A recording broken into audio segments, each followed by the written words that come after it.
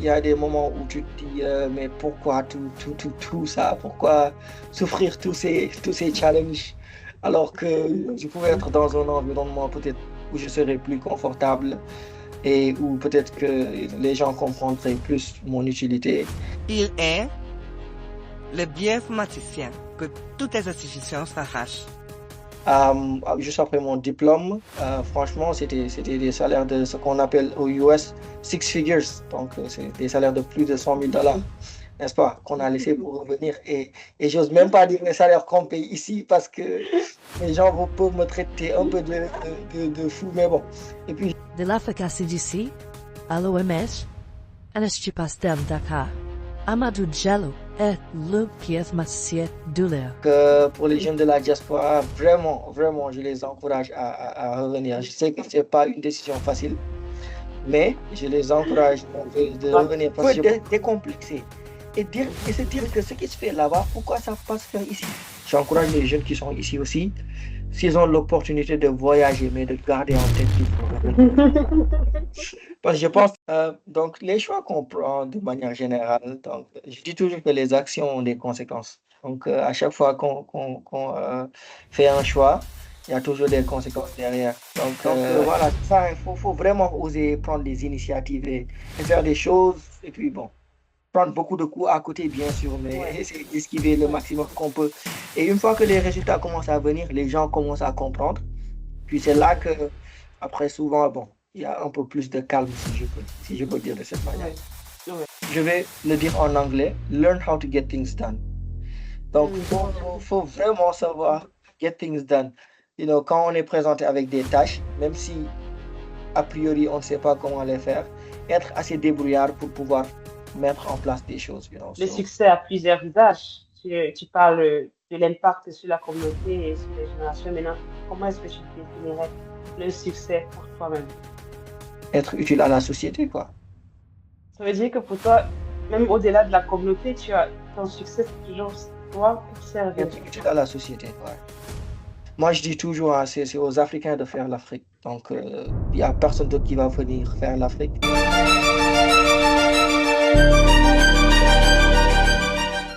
Petite intro avant qu'on ne commence. Seulement 10% des gens qui suivent régulièrement notre chaîne ont choisi de s'y abonner. Notre objectif, c'est de monter à 50%. Si jamais tu as eu à apprécier un de nos précédents épisodes ou si tu apprécies la vidéo actuelle, est-ce que je peux te demander une petite faveur?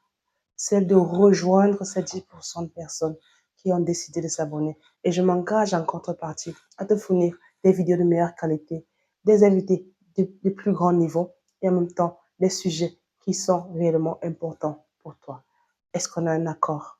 Bonsoir à tous, bienvenue sur Dare to Dream for Africa Stories, le nouvel épisode de notre podcast. Aujourd'hui, on a un invité très spécial, Monsieur Amadou Diallo, qui est bioinformaticien et responsable de l'unité computation et de design des vaccins à l'Institut Pasteur de Dakar. Merci Amadou de ta présence ce soir. Merci, Nouria. Je suis ravi d'être là. Merci de m'avoir invité. Donc, j'espère qu'on aura une très bonne session et on va se découvrir. Donc, Amadou, tu as fait des études de bioinformatique aux États-Unis, très jeune. Tu as fait tout ton parcours académique et, comble de tout, tu as décidé de rentrer dans ton pays, le Sénégal. Qu'est-ce qui s'est passé dans ta tête pour que tu décides de laisser les États-Unis, le pays le plus riche du monde, pour rentrer chez toi étant bioinformaticien? Oui, pour moi, c'était pas une décision difficile, hein, pour être honnête. C'est vrai que j'ai fait mes études aux États-Unis d'abord, puis après au Canada. Donc, et pour les deux fois, je suis retourné. Donc, je peux dire que moi, j'ai jamais travaillé à l'extérieur. J'ai pas eu d'expérience à travailler soit en Europe ou en Amérique du Nord. Pourtant, j'ai fait toutes mes études en Amérique du Nord.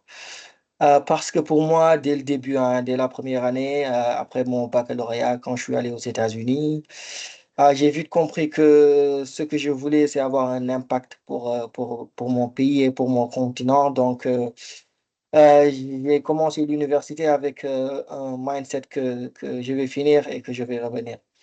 Donc, bien évidemment, il y avait toujours cette suggestion d'avoir de l'expérience d'abord avant de venir. Mais moi, depuis quand j'ai fini, j'ai commencé mon stage j'ai fait mon premier stage à l'Institut Pasteur.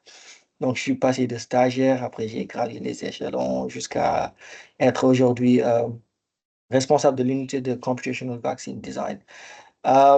La décision, elle est toujours controversée parce que je reçois toujours cette question, pourquoi revenir des États-Unis? Je l'ai fait une première fois. La première fois, je suis venu à l'Institut Pasteur, j'ai fait 1 an et demi à peu près. Puis je suis allé au Canada pour pousser mes études encore. J'ai fait quelques années au Canada. Quand j'ai fini, je suis encore retourné au Sénégal pour une deuxième fois et on me dit, bon, décidément, toi, c'est vraiment, tu ne peux pas rester là-bas. Effectivement, donc, comme je l'ai dit, ça a toujours été l'objectif d'aller et avoir la connaissance, mais revenir pour pouvoir avoir un impact pour le Sénégal. D'accord. Donc, tu avais déjà l'appel en toi. Mais la question que des gens qui nous suivent là se posent, se disent peut-être que, en fait, tu n'avais peut-être pas d'opportunité non plus aux États-Unis ou au Canada et donc tu n'avais pas d'autre choix que de rentrer, en fait. Euh, Vous savez, la bioinformatique, c'est vraiment une filière qui est vraiment en demande. Je pense que vous savez et c'est bon pour que les auditeurs aussi le savent. Vraiment, c'est pas les opportunités qui ont manqué, franchement. Et pour être vrai, c'est des opportunités qui étaient 5, 7, 8 fois plus lucratives que ce qu'on a ici au Sénégal. Mais c'est juste l'envie de servir son pays, d'être avec ses pairs, d'être avec la famille.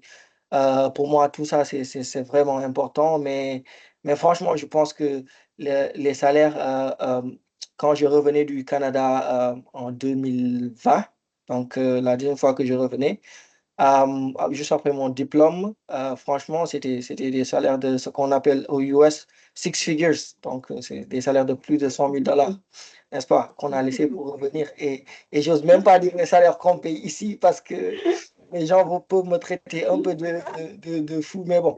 Et puis, j'ai eu ces commentaires plusieurs fois, mais encore, c'est juste la vision qui a guidé ça. Et puis, je me dis que les choses se font avec le temps. Donc, petit à petit, on va essayer de s'améliorer. D'accord, donc tu as laissé des salaires à plus de 6 figures. Quand on dit 6 figures, c'est plus de 100 000 $ ou 100 000 en montant même. Et tu décides de rentrer au Sénégal. Qu'est-ce qui se passe quand tu rentres au Sénégal? Qu'est-ce que tu as comme a priori, appréhension? C'est comme tu la souhaites ou pas du tout? J'ai eu la chance quand même d'être dans un institut qui a une vision quand même forward, si je peux le dire de cette manière.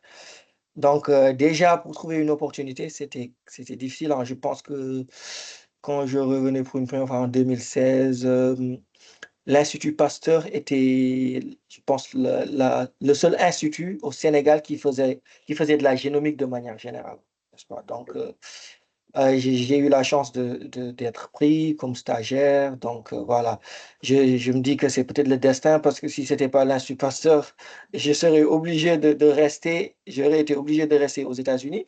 Et j'avais des opportunités, que ce soit des opportunités professionnelles, dans l'industrie pharmaceutique ou bien même en PhD, j'avais des offres de continuer directement. Mais j'ai décidé de prendre une pause et de gagner un peu d'expérience, de revenir au Sénégal. Donc, bon, voilà, c'est ça. J'ai eu la chance d'intégrer l'Institut Pasteur. Cela ne veut pas dire que il n'y avait pas des challenges, il y avait des gros défis. Donc, vraiment, mais avec quand même la vision de l'administration, c'était plus facile parce qu'ils savaient que la génomique, c'est quand même, ça fait partie des métiers du futur. Donc, voilà, ils ont vraiment investi là-dessus et je pense que c'est tous ces investissements qui ont fait aujourd'hui que qu'on ait une plateforme génomique quand même assez poussée ici à l'Institut Pasteur de Dakar. D'accord. Merci. Merci, Amadou. Donc, pour ceux qui ne connaissent pas en fait ce que c'est que la génomique ou la bioinformatique, est-ce que tu peux un peu déconstruire ce gros terme et quand tu parles de sciences du futur, tu parles de métiers à six figures et tout. Donc, est-ce que tu peux nous expliquer concrètement ce que c'est que la génomique et comment est-ce que la bioinformatique se lie à ça? Donc, déjà, moi, je définis la génomique comme il y a deux branches, deux sous-branches de la génomique. Il y a le séquençage et la bioinformatique. Donc, le séquençage, quand on dit souvent le wet lab, donc le laboratoire mouillés, donc c'est-à-dire ceux qui sont dans le lab, n'est-ce pas, qui font toutes les choses PCR, etc. La biologie moléculaire de manière générale. Donc il y a le séquençage. Et le séquençage consiste à utiliser des techniques de biologie moléculaire pour, disons, reconstruire un génome ou bien voilà, synthétiser le génome d'un pathogène ou d'un humain, etc. Et à la partie bioinformatique, et moi je suis plus involved dans la partie bioinformatique du génomique, et ça c'est juste de l'analyse de données. Donc, souvent quand je veux montrer c'est quoi la bioinformatique, il y a un Venn diagram que j'utilise souvent comme visuel. Il y a trois cercles. Donc, il y a le premier cercle, il y a l'informatique et la programmation de manière générale. Donc, il y a le deuxième cercle, il y a les statistiques, les maths en général, mais plus spécifiquement les statistiques, et la biologie de manière générale, donc la génétique, la biologie moléculaire, etc. Donc, la bioinformatique, c'est donc juste le centre de ces trois. Donc, c'est l'analyse des données. On utilise des méthodes statistiques et aussi de l'informatique pour analyser ce qu'on appelle les données génomiques. C'est des données qui proviennent du séquençage. Donc, c'est des données de gènes, donc des données de transcripts, etc. D'accord. Merci, Amadou. Et donc, ces données-là, en principe, elles ne sont pas exploitables par un individu ordinaire. Il est important d'avoir une formation a priori en bioinformatique ou en computational biology pour comprendre la science derrière ça, comment les analyser en fait. Effectivement, effectivement. Je me rappelle pour notre formation, moi, j'ai eu la chance d'être euh, les rares personnes qui ont fait la bioinformatique depuis la première année de l'université. Et je me rappelle la formation quand même, elle était très, très diverse. On avait fait beaucoup de cours de biologie, biologie cellulaire, moléculaire, génétique, même un peu de biochimie, tout ça. Et puis, nos cours étaient quand même plus orientés côté informatique et mathématiques, statistiques. Donc, c'est-à-dire que côté analyse de données, quand même, il faut une base assez bonne pour pouvoir analyser les données, mais il faut comprendre quand même la biologie, un peu comment la génétique marche pour pouvoir quand même interpréter les données, pouvoir parler aux biologistes. Comme ça, on peut analyser les données de manière appropriée, les interpréter de manière appropriée, générer des rapports que les biologistes pourront comprendre et puis pouvoir aussi parler leur langage. D'accord. Et donc, quand tu es au Sénégal, tu as franchi les échelons, tu as mentionné que tu as franchi les échelons à l'Institut Pasteur de Dakar au point d'avoir un poste de responsable actuellement. Quels sont les challenges que tu as eu à affronter et à faire, à surmonter pour y arriver aussi haut en l'Institut Pasteur de Dakar?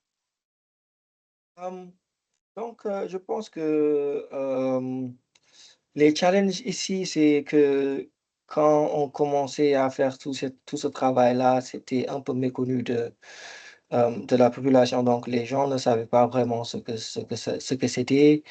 Donc, le challenge, c'était, mais c'est quoi le besoin? Pourquoi on fait tout ça? Pourquoi tous ces investissements sur ça? Donc, voilà. Donc, il a fallu quand même il a fallu qu'on convainc beaucoup de personnes pour qu'ils puissent savoir que peut-être ça, je pense que là, maintenant, tout le monde voit que c'est vraiment des métiers de l'avenir.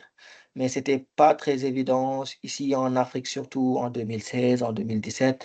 Les gens se demandaient quelle est l'utilité avec déjà toutes les techniques de biologie moléculaire qui existent déjà. Donc, mais avec la COVID, par exemple, la COVID, vraiment, ça a servi de ce qu'on appelle en anglais le silver lining de la COVID, c'est-à-dire que quand même, ça a servi aux personnes de voir quand même qu'il y a une utilité à utiliser la génomique pour plusieurs raisons. Donc, que ce soit pour la recherche, pour la santé publique ou même pour l'innovation. Donc, le challenge au début, c'était de convaincre les gens, les scientifiques, et essayer aussi je pense que la plupart des gens, c'était des scientifiques, c'est juste qu'ils ne connaissaient pas vraiment l'existence de tout ce qui est séquençage, bioinformatique, etc. Donc, il fallait les parler, les convaincre, mais plus expliquer c'est quoi et comment ça peut être utile pour eux. Donc, je pense que ça, c'était le main challenge. Bon, après, on a gravi les échelons, on a eu des opportunités qu'on a saisies, hein. Donc, on a saisi les opportunités, on a gravi les échelons, on a agrandi notre plateforme, donc on a fait beaucoup de outreaching, que ce soit ici au Sénégal, même dans la sous-région, et voilà, donc c'est comme ça que ça s'est passé. Wow, super. Donc, c'est toi, le main challenge, c'était de faire comprendre, en fait, ton importance dans la communauté dans laquelle tu étais. Ça me fait juste penser à ce que moi, j'ai eu à constater aussi parce que j'ai été exposée à la bioinformatique durant mon PhD. C'était, des gens le faisaient pour nous, mais on voyait ça comme une science vraiment mystique ou quoi. Donc, tout le monde, les professeurs étaient ébahis. Pourtant, c'était en Afrique du Sud déjà. Et ils avaient des plateformes et tout. Mais même là, les gens étaient choqués de voir ce qu'il fallait faire et comment comprendre la science derrière. Et bizarrement, quand tu vas en Europe ou en Amérique, là, les enfants, déjà à l'école primaire ou à l'école au collège, ils ont déjà les connaissances même sur cette science-là. Donc, l'écart est carrément, on a l'impression qu'il y a 2 décennies ou 2 décennies qui sont moins séparées entre Effectivement, nous en Afrique et les autres continents. Donc, effectivement, effectivement, effectivement. Et ça, c'était pour filer ce gap-là, essayer de oui, peut-être, voilà, réduire ce gap, que ce soit entre, le ramener de 2 décennies à peut-être 1 décennie ou, oui. voilà, donc c'était vraiment ça le gap, mais bon, on a essayé de notre mieux. Je pense que maintenant, ça devient de plus en plus évident quand même que c'est un besoin. Oui, c'est un besoin maintenant en termes de finances, comme tu as dit, ça demande un coût énorme, un investissement quand même, c'est très, très énorme, Mhm. important. Et parfois, vu que dans nos conditions, encore chez nous, on a l'impression que c'est un peu lourd pour beaucoup d'institutions de porter ça et Effectivement, d'implémenter aussi effectivement. après. Et donc, Et on ça va se fait, continuer. Oui, oui, vas-y. et ça se fait à travers des années, hein. Je pense que voilà, Oui, ça prend beaucoup d'années pour avoir carrément quelque chose de solide. Je pense c'est pas même juste les plateformes techniques, hein, mais même pour l'expertise. Donc, c'est oui, tout ensemble. Donc, ça prend beaucoup d'années pour avoir les plateformes, avoir les technologies, mais aussi faire du tech transfer, du knowledge transfer pour vraiment avoir quelque chose de stable. Donc, ça se fait pas en 1 ou 2 jours. Ça prend oui. quand même du temps, voilà. Mais comme on dit, Rome ne s'est pas construit en 2 jours, hein. Merci, Amadou. Et donc, tu es au Sénégal, tu travailles, tu gravis les changements. Est-ce qu'à un moment donné, tu as pensé, mais qu'est-ce que je suis venue faire ici? J'aurais dû rester chez moi, j'aurais dû rester aux États-Unis ou au Canada. Est-ce que tu as eu un gros regret à un moment donné? Tu t'es dit, mais qu'est-ce que je fais là? Pas vraiment des regrets, parce que je savais déjà quand je revenais que j'aurais des défis à... Donc, mais quand même, Seulement 10% des gens qui suivent régulièrement notre chaîne ont choisi de s'y abonner. Notre objectif, c'est de monter à 50%. Si jamais tu as eu à apprécier un de nos précédents épisodes ou si tu apprécies la vidéo actuelle, est-ce que je peux te demander une petite faveur? Celle de rejoindre ces 10% de personnes qui ont décidé de s'abonner. Et je m'engage en contrepartie à te fournir des vidéos de meilleure qualité, des invités de plus grand niveau et en même temps des sujets qui sont réellement importants pour toi. Est-ce qu'on a un accord? il y a des moments où tu te dis, mais pourquoi tout ça? Pourquoi souffrir tous ces challenges alors que je pouvais être dans un environnement peut-être où je serais plus confortable et où peut-être que les gens comprendraient plus mon utilité. Mais encore une fois, comme je savais déjà que voilà, l'objectif c'était et donc de revenir, je savais que revenir, ce serait donc j'aurais à me battre. Donc ça, c'était déjà avant de venir, je me suis préparé. Donc ça Ouais. n'empêche, bien sûr, il y a toujours des situations où on se dit, mais est-ce que ça en vaut la peine? Mais bon, souvent c'est des situations qui ne durent pas quand même, pour être honnête. Pour moi personnellement. Et je pense que après quelques années quand même, je vois un peu, on voit un peu l'impact. Donc on se dit que on a fait le bon choix. Et souvent le bon choix, c'est pas le choix le plus facile, hein. Moi je dis que Ouais. plus le choix est facile, je pense plus, ou bien plus le choix est difficile, plus on est en train d'avoir un impact, on est en train de faire le bon choix. Donc et c'est ça l'objectif. C'est vraiment très inspirant ce que tu dis. Plus le choix est difficile, plus on aura de l'impact. Waouh, magnifique. Et donc, est-ce que tu peux nous expliquer encore une fois de plus tes travaux pratiquement parlant, l'Institut Pasteur? Qu'est-ce que tu fais tous les jours au quotidien, en fait? Donc, pour ces dernières années, en fait, surtout avec la pandémie de la Covid, donc moi, mon rôle, c'était responsable bioinformatique dans le département de sciences des données, donc où j'étais responsable de la surveillance génomique. Donc, j'ai rejoint l'Institut Pasteur en plein Covid. Donc, en plein Covid, j'ai rejoint l'Institut Pasteur. en tant que bioinformaticien. Donc, il y avait le besoin et je finissais aussi. Donc, ça faisait le compte. Je suis revenu. Et mon boulot, mon rôle consistait à euh, gérer tout ce qui est analyse de données du génome du SARS-CoV-2 qui est à l'origine du COVID. Donc, on avait un programme de surveillance génomique qui couvrait le Sénégal, mais aussi l'Afrique de l'Ouest. Donc, à travers ce programme, étant donné qu'en Afrique, en 2020, quand même, il n'y avait pas beaucoup de pays qui avaient la capacité de séquencer et d'analyser. Donc, pour l'Institut Pasteur qui avait déjà commencé à faire ces genres de travaux depuis 2016, donc on a eu l'opportunité en tant que hub de faire tout ce qui est surveillance on a surveillé pour, je pense, 18 pays de l'Afrique de manière générale. Donc, au début, c'était juste pour l'Afrique de l'Ouest, mais après, on a étendu et donc, on a fait le séquençage avec mon collègue qui est responsable de la plateforme de séquençage et moi qui étais responsable de la bioinformatique, donc l'analyse des données. Et moi, mon boulot, c'était d'analyser les données, de rendre des rapports aux labos nationaux des différents pays pour un peu leur dire qu'est-ce qui circulait de manière que ce soit par semaine ou par mois en fonction de la fréquence des échantillons qu'on recevait. Donc, on a fait ça pour 2 ans, 3 ans et à travers l'Afrique, il y a beaucoup de pays qui dépendaient de nous pour savoir quelles sont les souches qui circulaient, pour savoir quelles décisions prendre en santé publique, donc, etc. Donc, voilà. Donc, moi, mon rôle, c'était de superviser tout ce travail, que ce soit l'analyse des données, la génération des rapports, le rendu des résultats, donc le partage de données, donc tout ce pipeline. Donc, voilà, c'est mon équipe et moi qui gérais ça pour 18 pays quand même. Waouh, waouh, impressionnant. Ça veut dire que là, en réalité, durant la pandémie, nous, on avait des rapports dans plusieurs pays et on ne savait pas que dans le back-end, il y avait l'Institut Pasteur de Dakar qui gérait tout ça, et notamment toi et tes coéquipiers, tes collègues, qui supportaient des pays entiers carrément. Ouais, quand Les même. données de plusieurs pays, c'était plusieurs échantillons, des milliers d'échantillons sûrement que vous avez eu à gérer. Et en temps réel, il y a tout ça. Donc, ça veut dire qu'on disait variant Omicron détecté dans tel pays. Et tout, c'était vous qui Exactement. corrigez tout ça. Waouh, c'est Donc, des impressionnant. dizaines de milliers, hein, je dirais, des dizaines de En milliers de plus, séquences qu'on oh, a waouh.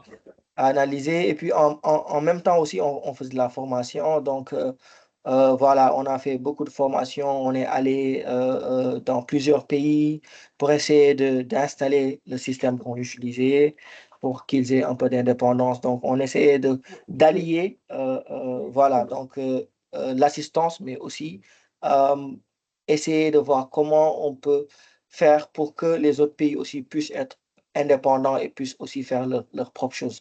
Donc, on a allié ces deux. En même temps qu'on faisait les analyses, on faisait aussi beaucoup de training donc, dans la sous-région. Donc, voilà. Que ce soit les pays anglophones ou francophones. Donc, voilà. Donc c'est ça.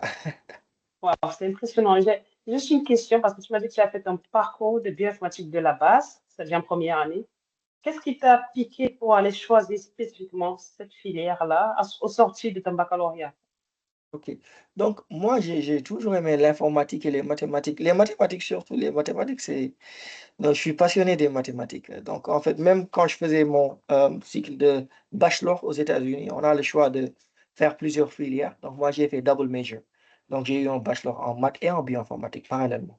Donc, j'ai fait les deux ensemble parce que je suis passionné des mathématiques. Mais en fait, la bioinformatique, c'est juste que je me rappelle que quand j'étais au lycée, j'aimais beaucoup la génétique. La génétique elle-même est un peu la partie la plus mathématique de la biologie. La Donc, biologie. j'ai beaucoup aimé la génétique et puis j'aime aussi l'informatique.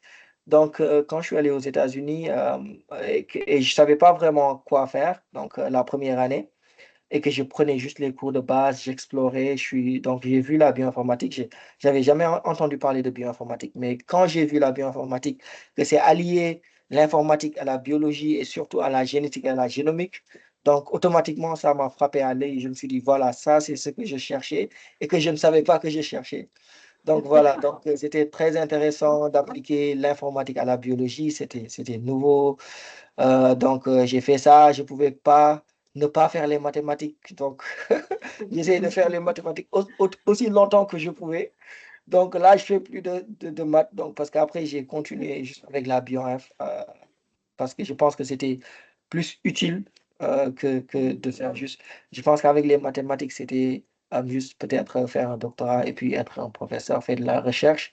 Mais je me suis dit que peut-être pour être un peu plus, utile, je me disais que la bioinformatique a quand même beaucoup de potentiel. Et je comptais Waouh, sur ce waouh. potentiel, ouais. Ça veut dire que tu avais déjà un appel déjà en toi et tu savais inconsciemment vers quoi tu tournais, mais tu ne savais pas quoi. Et dès que Exactement. tu as vu, tu as su l'étoile que tu allais chercher. Waouh, c'est impressionnant, vraiment. J'adore. Et justement, si on veut prendre ton cas et que là, actuellement, il y a un jeune qui nous écoute et qui a envie de suivre ton parcours, quel conseil est-ce que tu lui donnerais s'il veut persévérer, il veut faire une formation bioinformatique, juste parce qu'il te voit comme un modèle? Qu'est-ce que tu donnes comme conseil de un? Et de deux, quels sont les éléments ou les ressources essentielles dont tu auras besoin pour réussir en Afrique? Donc, déjà, je vais répondre à cette question en deux parties. Donc, la première partie, c'est je vais déjà parler aux jeunes aux jeunes de la diaspora. Donc, pour les jeunes de la diaspora, vraiment, vraiment, je les encourage à revenir. Je sais que ce n'est pas une décision facile, mais je les encourage de revenir parce que je pense qu'il y a beaucoup d'opportunités ici. Et ça peut être difficile au début, ça peut être challenging, mais je pense que c'est des opportunités à saisir et que moi je dis toujours, hein, c'est aux Africains de faire l'Afrique. Donc, il n'y a personne d'autre qui va venir faire l'Afrique. Donc, je les encourage de revenir et de se battre pour leur pays, pour leur continent. Et voilà, donc moi, si j'aurais un conseil, ce serait qu'ils reviennent et qu'ils soient patients et qu'ils soient déterminés. Il faut être décomplexé et se dire que ce qui se fait là-bas, pourquoi ça ne peut pas se faire ici?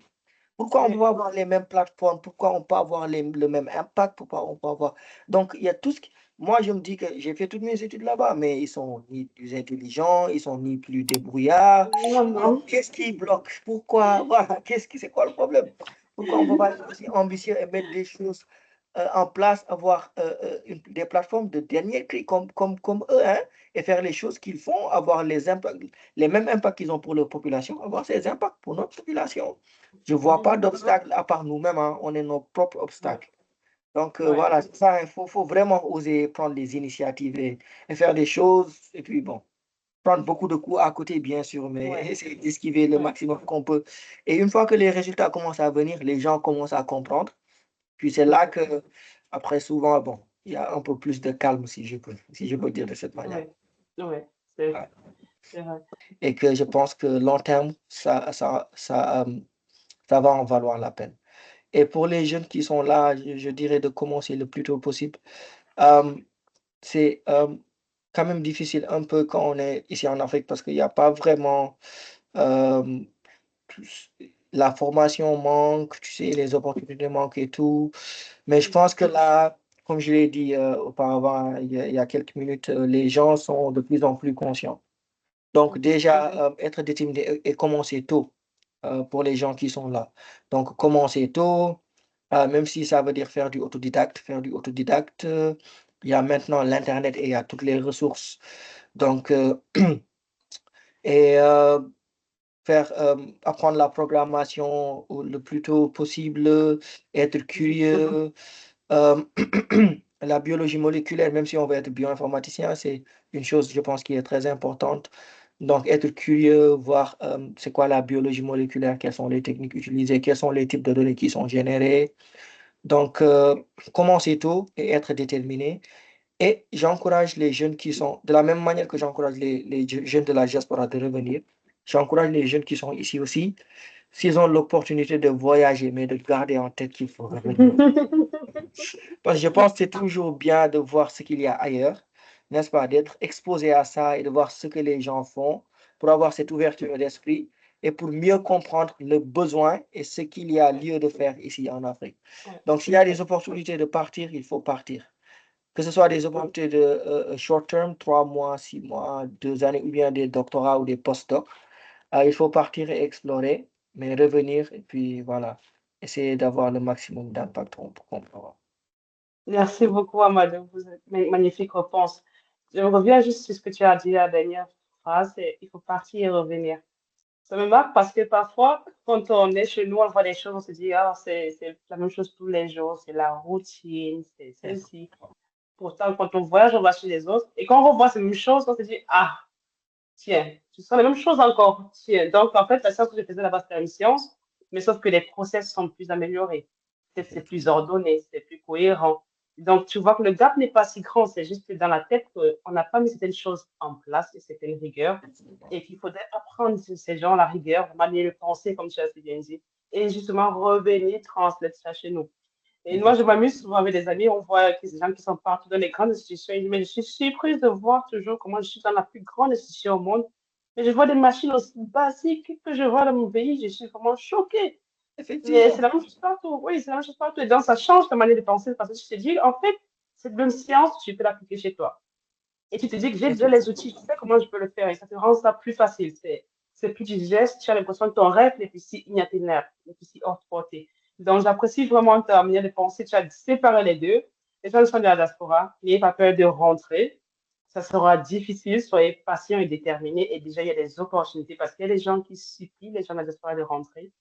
Pareil, ceux qui sont en Afrique et qui ont des opportunités de partir, ce serait bien pour vous d'aller ouvrir un peu vos esprits ailleurs et de penser toujours à l'Afrique derrière parce que lorsque vous arrivez dans un contexte différent et que vous avez l'Afrique en tête, il suffit d'un petit élément pour que vous ayez le déclic et que vous dites, ah, OK, c'est ça que je vais aller résoudre. Et c'est Effectivement. suffisant pour changer quelque chose, d'avoir un petit impact à sa communauté. C'est suffisant pour changer l'Afrique, en fait. Merci beaucoup pour cette réponse. On y Parfaitement va. raison, c'est exactement ça. J'adore. OK, on va continuer.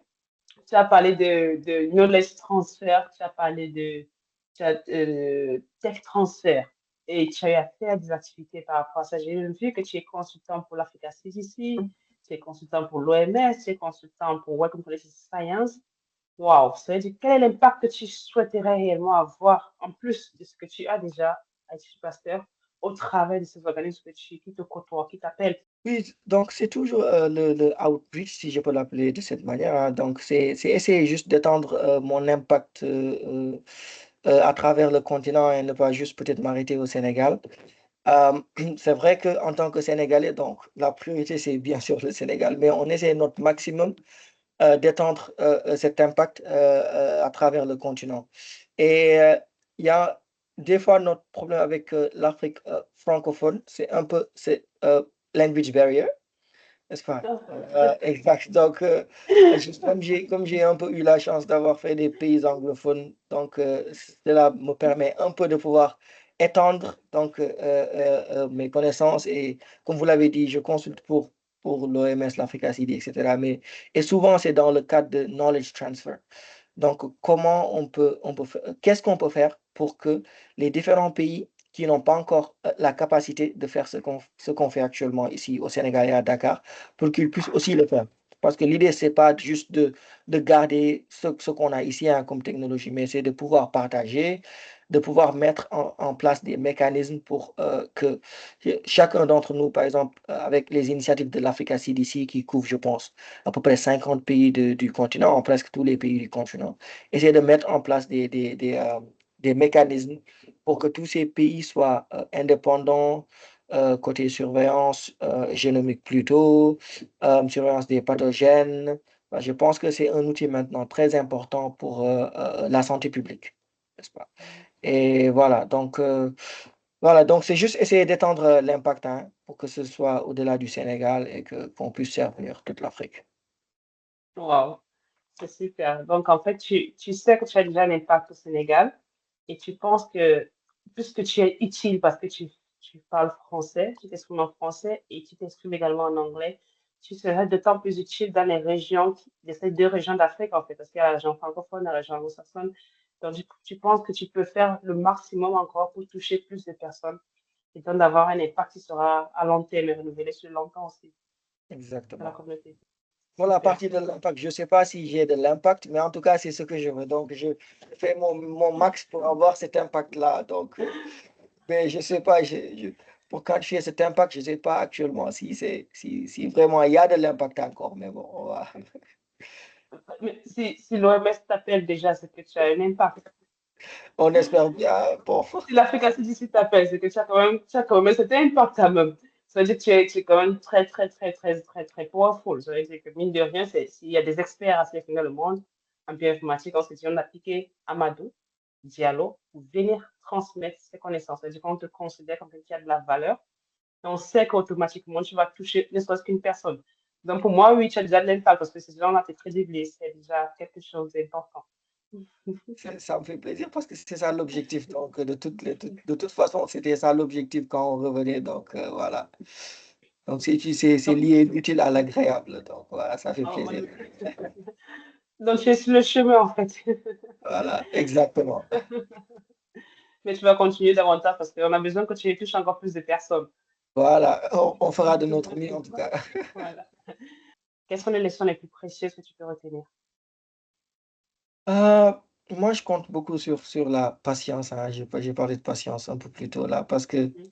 euh, il y a j'ai vu une fois ce qu'on appelle le Dunning-Kruger effect.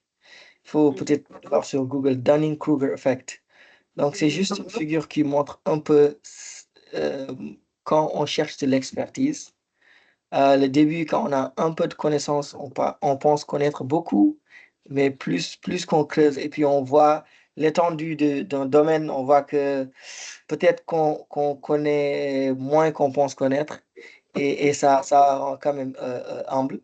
Et je pense que c'est des choses que quand on fait souvent, comme la bioinformatique qui est une filière nouvelle ici en Afrique, donc au début, il n'y a pas vraiment des gens sur lesquels on peut compter. Donc on doit mettre en place, moi-même, je devais mettre en place beaucoup de choses où il n'y avait vraiment pas, il y avait personne sur qui je pouvais compter.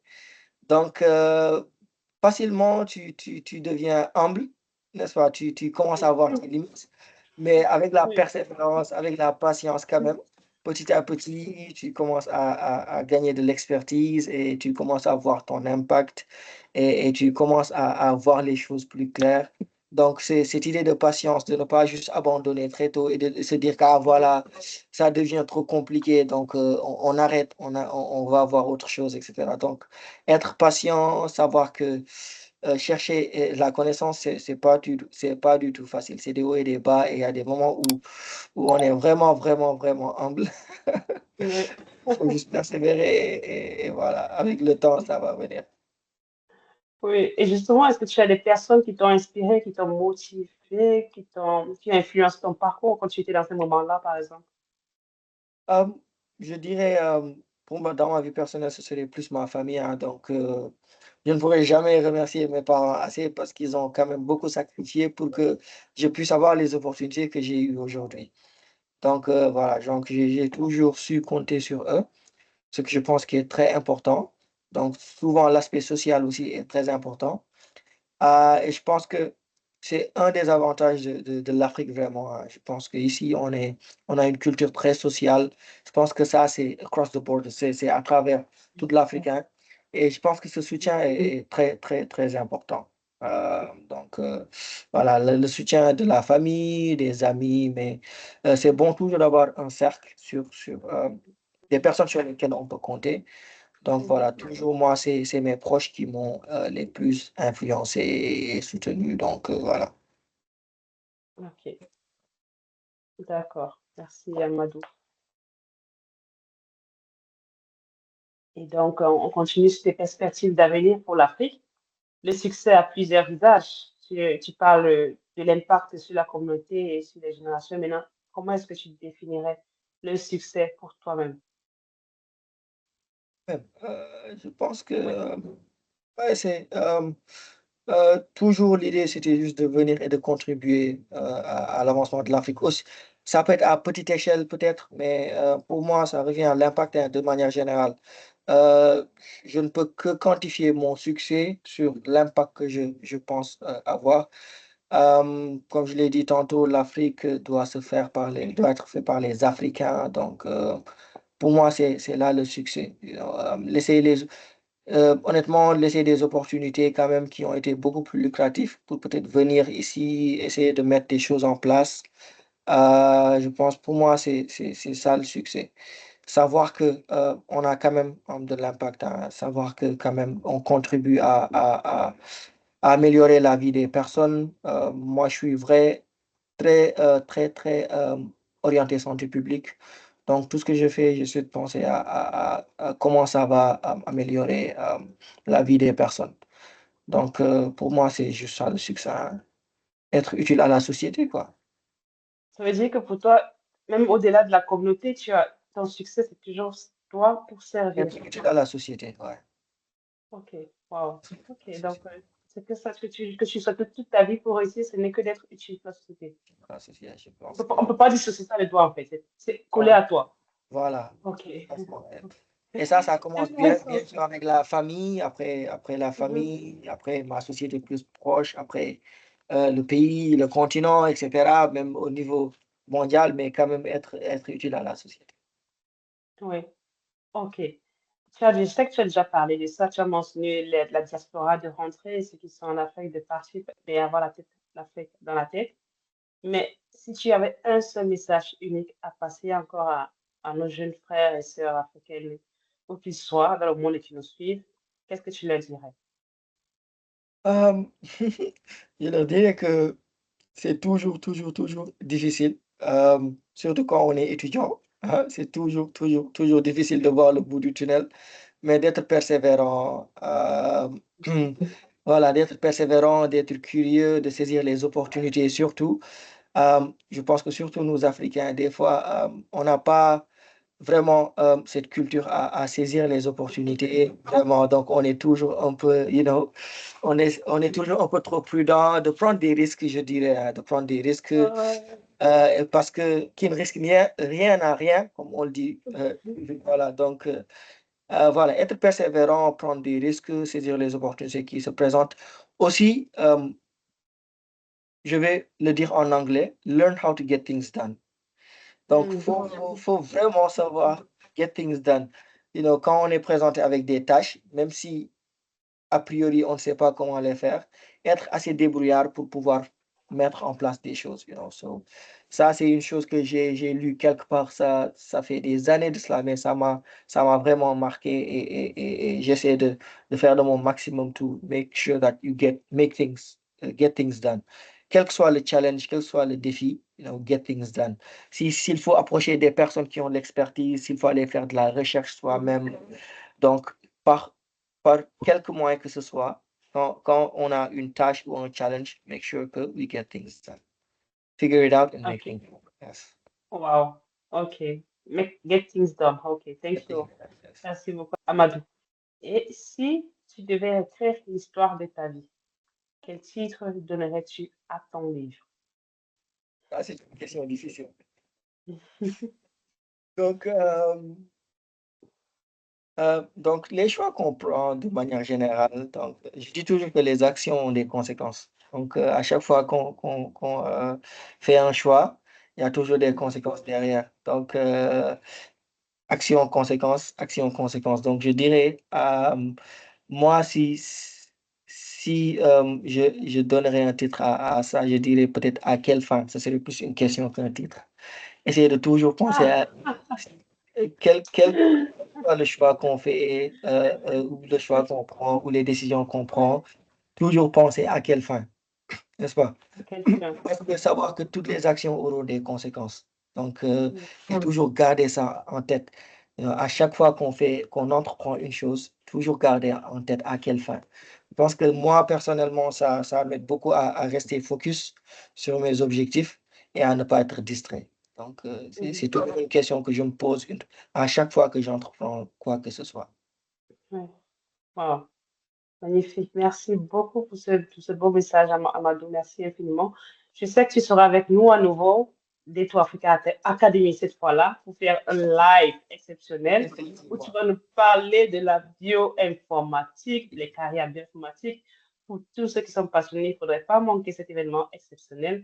On va l'annoncer partout pour que tout le monde soit là pour découvrir encore une fois cette filière de bioinformatique parce que tu es tellement passionné quand tu en parles qu'on a envie d'aller faire la bioinformatique. On veut aussi avoir les salaires à six figures comme toi et aussi pouvoir aussi changer des choses aussi comme tu l'as fait et pouvoir anticiper les pandémies et tout.